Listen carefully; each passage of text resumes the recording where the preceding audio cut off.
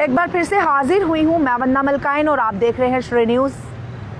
बड़े सवाल, अब जम्मू कश्मीर बड़े सवालों में गिर चुका है। जी हाँ, आपने कैप्शन भी पढ़ लिया होगा। जम्मू कश्मीर में आखिर ये हो क्या रहा है। ख़ास तौर पर अगर जम्मू की बात करें तो जम्मू के लोगों के लिए हर ये बात नहीं हो रही है और जम्मू के लोग कहीं ना कहीं परेशान हैं, दंग हैं। अक्सर मैं यही कहती हूँ, जब भी अपने चैनल के माध्यम से हम लाइव आते हैं या फिर लोग प्रदर्शन करते हैं, रोष प्रकट करते हैं, तो हम ज़रूर कहते हैं कि जम्मू में ये हो क्या रहा है। आप भी कमेंट बॉक्स में कमेंट करें और इस वीडियो को ज़्यादा से ज़्यादा शेयर करें। अगर आज दिन भर की बात करें तो दिन भर में कई बड़ी बातें जो हैं वो सामने आई हैं। ना सिर्फ एक शख्स को, ना सिर्फ दो शख्स को, बल्कि कई सारे लोगों को आज दिन भर में बुरी खबरें सुनने को मिली हैं। जी हाँ, सबसे पहले हमने आपको बताया कि रेस्टोरेंट्स अब डिमोलिश कर दिए जाएंगे। सिद्रा बाईपास रेस्टोरेंट्स, जो 14 रेस्टोरेंट्स की बात सामने आई है। कई लोगों के रोजगार चले गए, कई लोगों के घर चले गए, लेकिन किसी को कोई फर्क नहीं पड़ता है।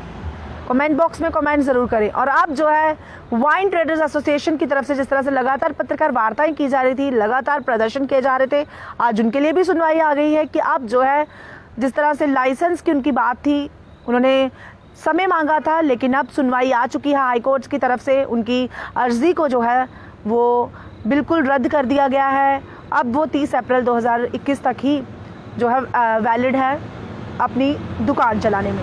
अब एक और बड़ा सवाल, जम्मू में तेंदुए कहाँ से आ जाते हैं।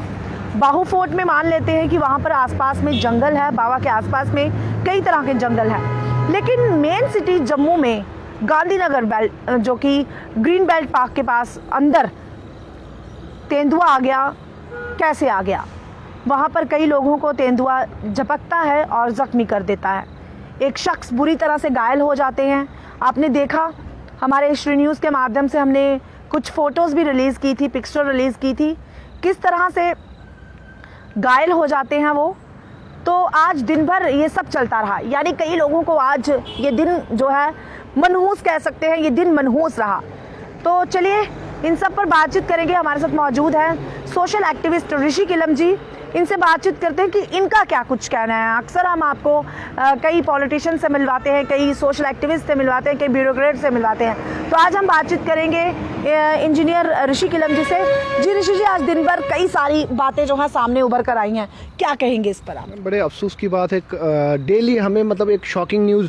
आजकल तो मतलब ऐसा हो गया कि लोग खाना भूल गए, लेकिन मोबाइल पे अपडेट्स देख रहे हैं, चैनल्स पे अपडेट देख रहे हैं कि कब क्या होगा, कब हमारे साथ कौन से फरमान आएंगे, कब हमारे लिए क्या बदलेगा। मतलब लोग दुखी हो चुके हैं, फेडअप हो चुके हैं कि आखिरकार क्या कर रहे हैं। मुझे बताइए, कभी तेंदुआ आ रहा है, कभी डेली वेजर्स के साथ नाइंसाफ़ी, कभी वाइन ट्रेडर्स के साथ नाइंसाफ़ी। आखिरकार इस रियासत में हो क्या रहा है, जो कि अब यूटी बन चुका है। आखिरकार क्या मजाक बना रखा है एक टेस्टिंग लेबॉर्ट्री। हम तो सोते भी नहीं है, लोग अब सोते भी नहीं है कि क्या कब हमारा जो आशियाना है उसको भी डिमोलिश किया जाएगा, कब हमारी दुकान डिमोलिश की जाएगी, कब हमारे साथ क्या होगा पता नहीं है। सबसे पहले हम बातचीत करेंगे कि क्या ये जो कुछ जम्मू में चल रहा है, क्या ये सही चल रहा है? बिल्कुल गलत हो रहा है। हमें उम्मीद थी कि हमने 370 हटने के बाद जम्मू के लोगों ने सोचा कि नया जम्मू बनेगा, नया जम्मू कश्मीर बनेगा। जो दावे भारतीय जनता पार्टी ने हमारे साथ किए थे लोगों के साथ, और वो देखिए आप खोखले हैं। हमें कहा गया रोजगार मिलेगा, इंडस्ट्रीज आएगी, जॉब्स, नया डेवलपमेंट होगी, सब कुछ होगा, लेकिन क्या हुआ? विकास किसका हुआ? विकास तो भारतीय जनता पार्टी के लीडर्स का हुआ, उनके घर का हुआ। अब आम जनता के तरफ देखिए, कोई विकास नहीं है, कुछ भी नहीं है। और हमें उम्मीद थी कि एलजी साहब कुछ करेंगे,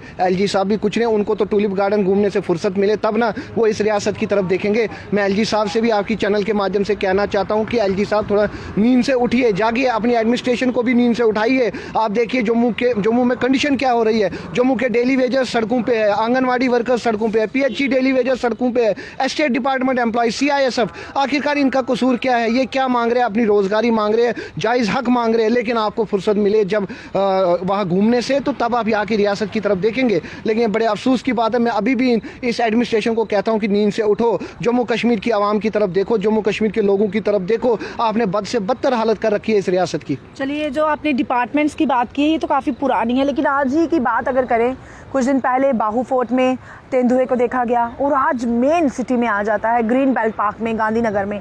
इसके बारे में क्या कहेंगे? किसकी वजह से ये सब हो रहा है? Totally failure. मैंने आपको पहले भी कहा, टोटल ही फेलियर है एडमिनिस्ट्रेशन। वाइल्ड लाइफ देखिए, आप खुद जाके वाइल्ड लाइफ में जाके देखिए, वहाँ क्या कंडीशन है, कुछ भी नहीं। नहीं है। जहां आपने कभी सुना है कि सिटी में तेंदुआ घूम रहा है, बाग बहु फोर्ट में इतने दिन से हादसे हो रहे हैं और ये कुछ भी नहीं, 2-3 बंदे जा रहे हैं, उससे क्या होगा? मुझे बताइए, डे एंड नाइट इनकी ड्यूटी लगनी चाहिए। इनका फर्ज क्या है मुझे बताइए? सैलरी किस बात की ये ले रहे हैं? इतनी सैलरी ले रहे हैं और प्रोटेक्शन क्या मिल रही है? लोग अब निकलेंगे घरों से बाहर, क्योंकि जिस जगह पर हम खड़े हैं, यहाँ भी आ सकते मैं हैं। अपने आप कैमरामैन से background कहूंगी कि में पीछे देखिए, आप बैकग्राउंड आ दिखा सकते सकते हैं। यहाँ कोई सुरक्षित नहीं है, हम भी देखिए सुरक्षित नहीं है। कब हमला हम पे होगा, कब तेंदुआ आएगा, हमें क्या पता है? क्योंकि जब वाइल्ड लाइफ प्रोटेक्शन वाले ही फ्लॉप है, जब उनकी एडमिनिस्ट्रेशन ही फ्लॉप है, तो क्या होगा हमारे साथ? आप ही बताइए। जी, अब क्या लोग घरों से निकलने से डरेंगे? क्या लोग, पहले तो चोरियां काफी हो रही थी, पिछले 6 महीनों से सुना जा रहा था यहाँ पर चोरी होगी, यहाँ पर चोरी होगी। अंदर एक डर बैठा है, लोगों के अंदर एक खौफ बैठा है। लोग अब सोते भी नहीं है, अपने बच्चों को बाहर तक जाने नहीं देते। क्या कभी कोई फरमान, कभी तेंदुए का, कभी कुछ। आखिरकार इस रियासत के साथ, इस मतलब यूटी के साथ कर क्या रहे हैं मुझे समझ नहीं आ रहा है। एडमिनिस्ट्रेशन लापरवाह क्यों है हर जगह? ऋषि जी, हम ये भी बात कर लेते हैं, तेंदुआ जब आता है तो एक शख्स को बुरी तरह से घायल कर जाता है, उसे कोई भी अस्पताल तक नहीं ले जाता है। बड़े दुख की बात है और बड़े शर्म की बात है, क्योंकि जम्मू कश्मीर रियासत के लोग ऐसे नहीं हैं। मेरे को हमें प्राउड है कि जम्मू कश्मीर के लोग जो है वो हमेशा आगे आते हैं मदद के लिए। लेकिन आज जो मैंने वाकया देखा कि बंदे का पूरा जख्मी हाल में है और कोई उठा भी नहीं रहा है। मुझे एक चीज़ बताइए, अगर एडमिनिस्ट्रेशन की बात की जाए, वहाँ पुलिस डिपार्टमेंट कहाँ थी? लॉ एंड ऑर्डर कहाँ था? पुलिस डिपार्टमेंट अपनी वैन में जाके उसको ले सकते थे, अपनी गाड़ी में लेके जा सकते थे। लेकिन एक बाइक सवार वहाँ से आ रहा था, बाइक पे आ रहा था बंदा, वो लेके गया। ये इससे बड़ी शर्म की बात क्या है? ऐसी हालत में कि हमें ये तक नहीं पता था कि वो हॉस्पिटल भी पहुंचे या नहीं, लेकिन वो लेके गए 2 बंदे। उनको पुलिस डिपार्टमेंट कहा था, एडमिनिस्ट्रेशन कहा थी, सोए हुए थे सारे। ये वाइल्ड लाइफ प्रोटेक्शन वाले वो कहाँ थे? वहाँ पे तो ये जब मीडिया वाले सारे थे, लोग सारे थे, तो ये लोग क्यों खामोश थे? एडमिनिस्ट्रेशन क्यों, जो वहाँ की कंसर्न पुलिस डिपार्टमेंट थे, वो कहाँ थे? अभी बात करें, वाइन ट्रेडर्स एसोसिएशन लगातार प्रदर्शन कर रही थी, लेकिन उनके लिए भी सुनवाई हो चुकी है। इसके बारे में क्या? उनके साथ भी नाइंसाफ़ी हो रही है। इस रियासत में भारतीय जनता पार्टी ने हर एक तबके को खोखला कर रखा है, चाहे वो डेली वेजर्स हो, चाहे वो गरीब तबके लोग हो, उनको दबा के रखा है। वो चाहते हैं कि नहीं, हमारा वो हिटलर फरमान है ना, वो रहे। जैसे एक टाइम में हम ब्रिटिशों के गुलाम थे, आज हम भारतीय जनता पार्टी के गुलाम है पूरे हिंदुस्तान में। लेकिन ऋषि जी, यहाँ पर भारतीय जनता पार्टी कैसे आ जाती है? क्योंकि यहाँ पर तो एक्साइज टैक्सेशन डिपार्टमेंट की तरफ, एडमिनिस्ट्रेशन, सेंट्रल एडमिनिस्ट्रेशन किसकी है? एलजी साहब किसके हैं मुझे बताइए। वाइन ट्रेडर्स एसोसिएशन की बात करें तो कई लोग भाजपा से हैं। भाजपा से, वही तो मैं कह रहा हूँ। सीआईएसएफ वाले जो है, उनमें से भी आपने कुछ देखा होगा, कोई वीडियो चली थी, तो एक तरफ से भाजपा वाले कह रहे हैं ये हमारे वर्कर्स है, हमारे ज्वाइन किया है इन्होंने। उनकी तरफ भी देखिए उनके साथ क्या हो रहा है। जो लोग भाजपा के साथ थे, कुछ लोग, उनकी हालत क्या है? भाजपा में भी विकास किनका हुआ? जो भाजपा के गुलाम है, जो भाजपा के जी हुजूरी करते हैं। मुझे ये बताइए कि वाइन ट्रेडर्स वालों का कसूर क्या है? जो उनके साथ एक ट्रेडर्स के साथ 200, 300, 400, 100 बंदों का रोजगार चल रहा है। वो भी ये नहीं चाहते कि वो रोजगार भी, वो बेरोजगार है, वो कहाँ जाएंगे? मुझे बताइए, 6,000, 8,000 रुपये सैलरी ले रहे हैं, वो भी इनसे खुश नहीं हो रहे कि नहीं जी वो भी हम बंद करें, ताकि हमारा कंट्रोल रहे, हम लीज पे दोबारा दें और कंट्रोल रहेगा इनके, और ये अपने बंदों को लाएंगे। लेकिन ये नहीं चलेगा, ये मजबूर कर रहे हैं हमें सड़कों पे आने के लिए। हमारा पूरा समर्थन उनके साथ है और हम अपना हक लेके रहेंगे। जम्मू की अभी तक आपने जितनी भी बातें सुनी हैं, वहाँ पर एक भी तारीफ जो है वो नहीं की है। सिर्फ और सिर्फ यहाँ पर आप कहें तो क्या करें, आज स्मार्ट सिटी बोल रहे हैं। शर्म आनी चाहिए हमारे मेयर साहब को कि मेयर साहब कहते हैं कि स्मार्ट सिटी बनेगी और जो साइन बोर्ड लगे उस पर डोगरी लैंग्वेज नहीं है। इससे बड़ी शर्म की क्या बात है? क्या वो डोगरे नहीं है? यहाँ बोलते हैं, कश्मीर में जाके बोलते हैं कश्मीरियत, जम्मू में बोलते हैं जमहूरियत। मैं उनसे ये बोलना चाहता हूँ, आपने कश्मीर के लोगों को भी ठगाया है, उनको आप अपने वोट बैंक के लिए यूज़ कर रहे हैं। मैं आपके चैनल के माध्यम से कश्मीर के लोगों को भी बोलता हूँ, युवाओं को जागरूक हो जाओ, बीजेपी से बचो। ये आपको यूज़ कर रहे हैं अपने इलेक्शन के लिए, अपने पॉलिसी के लिए, और जम्मू के डोगरों को यूज़ कर रहे हैं अपने के। और ये कहते हैं पगड़ी बांधने से हम डोगरे हो गए। आज तक ये महाराजा हरि सिंह की छुट्टी नहीं रख सके। इससे बड़ी शर्म की बात क्या हो सकती है मेयर साहब के लिए कि वो साइन बोर्ड यहाँ लग रहे हैं और उस पर डोगरी लैंग्वेज नहीं है? इससे बड़ी शर्म की बात क्या हो सकती है? ये भी यहाँ पर गुहार लगा रहे हैं कि जल्द से जल्द डोगरी लैंग्वेज में जो है जो बोर्ड लगाए होना चाहिए। ये डिस्क्रिमिनेशन जम्मू के साथ हो रही है, आज से नहीं, इतने सालों से, और इस पे हर एक लीडर खामोश है। ये नहीं सहेंगे हम, क्योंकि आप देख लीजिए साइन बोर्ड लग रहा है। आप पंजाब चले जाइए, हरियाणा चले जाइए, बाकी स्टेट, गुजरात चले जाइए,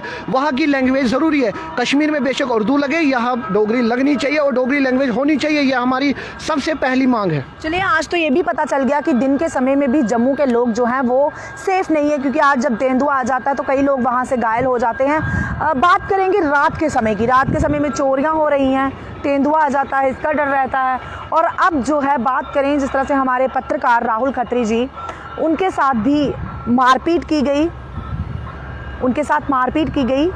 क्या कहेंगे इसके बारे में? ये वही, मैं पर्टिकुलर किसी बंदे का नाम नहीं ले रहा हूँ, लेकिन मैं यही मीडिया बोल रहा हूँ जम्मू की, ये वो उन लोगों को कि जम्मू की ये वही मीडिया है जो हर एक लोगों की आवाज़, हर एक तबके की आवाज़ एडमिनिस्ट्रेशन तक लेके जाते हैं, चाहे वो डेली वेजर्स हो, चाहे वो बॉर्डर एरियाज़ के लोग हो, चाहे गरीब तबके लोग हो, उनकी आवाज़ बन के जम्मू की मीडिया ही है। और मैं पुलिस डिपार्टमेंट से अपील करना चाहता हूँ कि जो ये इंसिडेंट अभी मीडिया पर्सन पे जो हमला हुआ, ये नहीं होना चाहिए। बड़े हम इसकी निंदा करते हैं, और खाली निंदा करने से कुछ नहीं होगा, इस पर फैसला होना चाहिए फास्ट ट्रैक पे।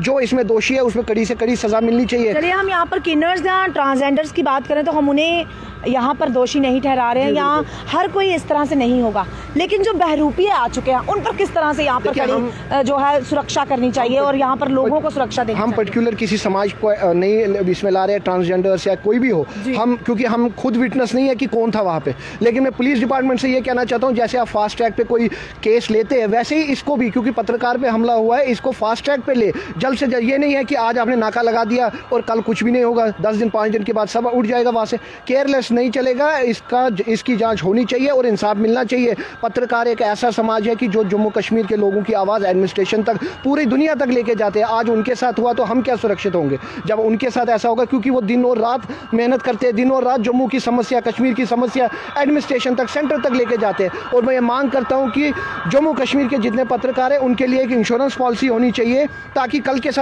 किसी के साथ कोई इंसिडेंट होता है, मान लीजिए भगवान ना करे किसी की डेथ होती है, तो उसको परिवार को कोई सपोर्ट मिलना चाहिए, मदद मिलनी चाहिए सरकार से। और इसमें हमारे डीजीपी साहब से भी मैं रिक्वेस्ट करना चाहता हूं कि प्रोटेक्शन दी जाए, हमारे मीडिया कर्मियों को भी प्रोटेक्शन दी जाए। जी, बहुत बहुत धन्यवाद।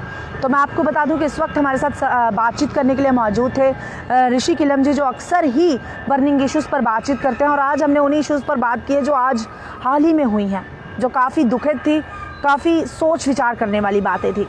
यानी कई लोग घायल हुए, उनमें हम भी हो सकते थे, आप भी हो सकते थे। इस पर सोच विचार करना होगा।